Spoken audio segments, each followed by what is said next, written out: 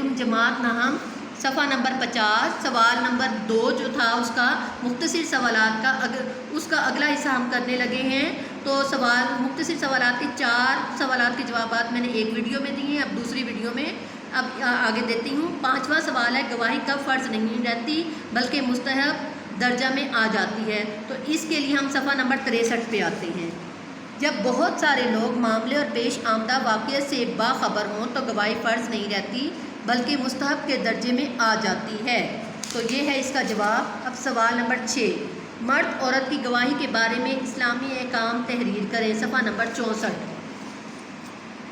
تو یہاں پر ہے گواہی دینا چونکہ ایک اعلیٰ منصب و مرتبہ ہے اس لیے گواہی دینے کے لیے شرط ہے گواہ مسلمان عاقل بالغ اور عادل ہو. اگر 2 مرد گواہ نہ ہوں تو ایک مرد اور 2 عورتوں کی گواہی بھی قبول کی جائے گی. اچھا پھر نمبر 7 میں ہے عینی شہادت اور سمعی شہادت کی وضاحت کریں. صفحہ نمبر 64.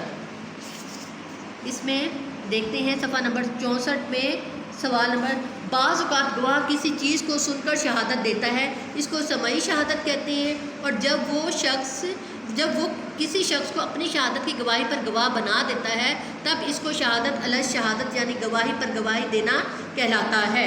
تو یہ ہمارا سوال نمبر 7 مکمل ہوا. سوال نمبر 8 ہے حقوق العباد کے معنی اور مفہوم بتائیں. اس کے لیے صفحہ نمبر ہم آئیں گے 66 پر.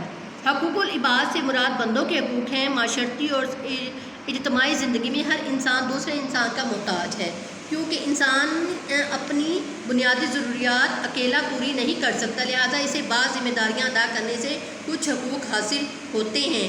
قرآن و سنت کی تعلیمات میں معاشرے کی ترقی کا دار و مدار اس بات پر ہے کہ انسان خیر اور بھلائی کے کاموں میں ایک دوسرے کے مددگار بنے بلکہ ان کی ہمدردی احسان اور خیر خواہی پر بھی مبنی ہوں. تو اس کا سوال کا جواب بھی ہمارا مکمل ہوتا ہے. اب سوال نمبر 9 پر آتے ہیں.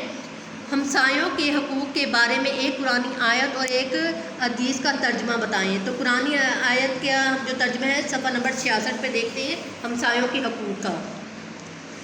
تو یہاں پر ہے ہمسایوں کے حقوق کا قرآنی آیت کا ترجمہ. اب اس کا پہلا حصہ جو ہے وہ یہ ہے اور اللہ کی عبادت کرو اس کے ساتھ کسی کو شریک نہ کرو. والدین کے ساتھ اچھا سلوک کرو. رشتہ داروں کے ساتھ اور یتیموں اور مسکینوں اور رشتہ دار پڑوسی اجنبی پڑوسی اور بیٹھنے والے مسافروں کے ساتھ. تو یہ اس کا ایک حصہ ہو جاتا ہے. اور پھر اس کا دوسرا حصہ جو حدیث کا ترجمہ ہے وہ یہاں سے نبی کریم صلی اللہ علیہ وسلم نے ہمسائے کے حقوق کی ادائیگی کو ایمان کا حصہ قرار دیتے ہوئے 3 دفعہ ارشاد فرمایا اللہ کی قسم وہ ایمان والا نہیں. عرض کیا گیا اے اللہ کے رسول کون؟ فرمایا وہ جس کے شر سے اس کا پڑوسی محفوظ نہ ہو. اسلام کی نظر میں ہمسائے میں صرف ساتھ رہنے والے لوگ شامل نہیں بلکہ ایک محلے میں رہنے والے کاروباری شراکت دار ہم سفر ہم جماعت ایک دفتر اور ادارے میں اکٹھے کام کرنے والے تمام افراد ہمسائیگی کے دائرے میں آتے ہیں. تو اب اس کے بعد ہمارے پاس سوال نمبر 10 ہے. قرآن مجید میں ہمسائے کی کتنی اقسام بیان کی گئی ہیں؟ تو صفحہ نمبر 66 پر. قرآن مجید کی روشنی میں جو ہے قرآن مجید کی اس آیت کے مطابق پڑوسی کی 3 اقسام ہیں. رشتہ دار پڑوسی قریب رہنے والا پڑوسی اور تھوڑی دیر کا پڑوسی. اب سوال نمبر 11 ہے حقوق العباد سے کن لوگوں کے حقوق ہیں وضاحت کریں. صفحہ نمبر 68 پہ آتے ہیں. اب یہ صفحہ نمبر پہ آتے ہیں ہم. یہ ہے حقوق العباد میں والدین بہن بھائیوں عزیز و قاری اساتذہ کرام غیر مسلموں کے حقوق کے ساتھ ساتھ ہمسایوں کے حقوق بھی بنیادی اہمیت کے حامل ہیں.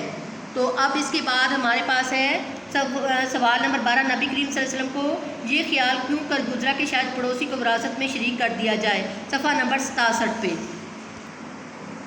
نبی کریم صلی اللہ علیہ وسلم نے ہمسائے کے حقوق کی فضیلت بیان کرتے ہوئے فرمایا کہ جبرائیل علیہ السلام نے مجھے اس طرح بار بار پڑوسی کے حق میں وصیت کرتے رہے کہ مجھے خیال گزرا شاید پڑوسی کو وراثت میں شریک نہ کر دے. تو یہ انہوں نے بتایا ہے.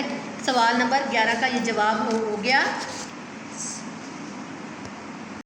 سوال نمبر 13 ہے گواہی کی اہمیت کے لیے قرآن مجید کی آیت اور حدیث نبوی سے وضاحت کریں. اب 2 حصے ہیں ایک آیت کا ترجمہ اور حدیث نبوی. تو ادھر آتے ہیں ہم صفحہ نمبر 64 پر.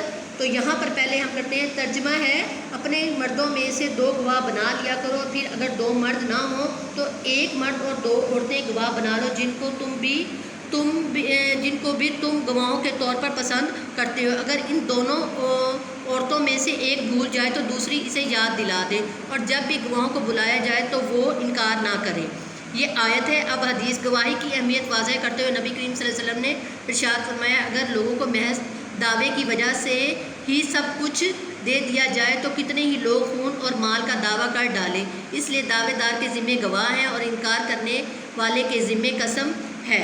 تو یہ سوال ہمارا پورا ہوتا ہے۔ اب ہم جو ہے سوال نمبر 3 کی طرف آتے ہیں۔ اب یہ سوال نمبر 3 ہے، درج ذیل تفصیلی سوالات یاد کریں اور لکھیں۔ اب یہ سوال یاد بھی کرنے اور لوز شیٹ پر لکھنے ہیں۔ نمبر 1، قرآن و سنت کی روشنی میں ہمسایوں کے حقوق واضح کریں، صفحہ نمبر 66۔ اور یہ دیکھیں، یہ حقوق العباد والی ہیڈنگ میں ہے ہمسایوں کے حقوق، یہ پورا یہاں سے لے کر اور یہ یہاں تک اس کا جواب آئے گا، ٹھیک ہے۔ اور اب ہمارے پاس سوال نمبر 2 ہے، قرآن و سنت کی روشنی میں گواہی کی اہمیت واضح کریں، صفحہ نمبر 63 اور 64۔ تو یہاں پہ گواہی کا، یہاں سے گواہی کے لیے قرآن و سنت میں شہادت سے لے کر اور تحسین حاصل کریں، یہ سوال نمبر 2 کا جواب مکمل ہوتا ہے۔ سوال نمبر 3، قرآن و سنت کی روشنی میں قسم کے احکام و مسائل، صفحہ نمبر 60۔ یہاں سے شروع ہوتا ہے قسم سے اور اس کو یہاں تک آپ لے کر جائیں گے اور اس کی آپ ہیڈنگ بھی بنا سکتے ہیں۔ سوال نمبر 4، سبق ہمسایوں کے حقوق العباد کے جو 11 آداب ذکر کیے گئے ہیں یاد کریں اور لکھیں۔ تو اس کے لیے صفحہ نمبر 66 پہ آتے ہیں۔ یہی ہمسایوں کے حقوق میں جو 11 آداب ہیں وہ یہ آداب ہیں اور یہ آپ لکھیں گے۔ تو اس طرح سے آپ کا جو ہے اردو اسلامیات کا جو اسکل بوسٹر ہے وہ آج مکمل ہوتا ہے۔ اور اپنا بہت سا خیال رکھیے گا۔ اللہ حافظ۔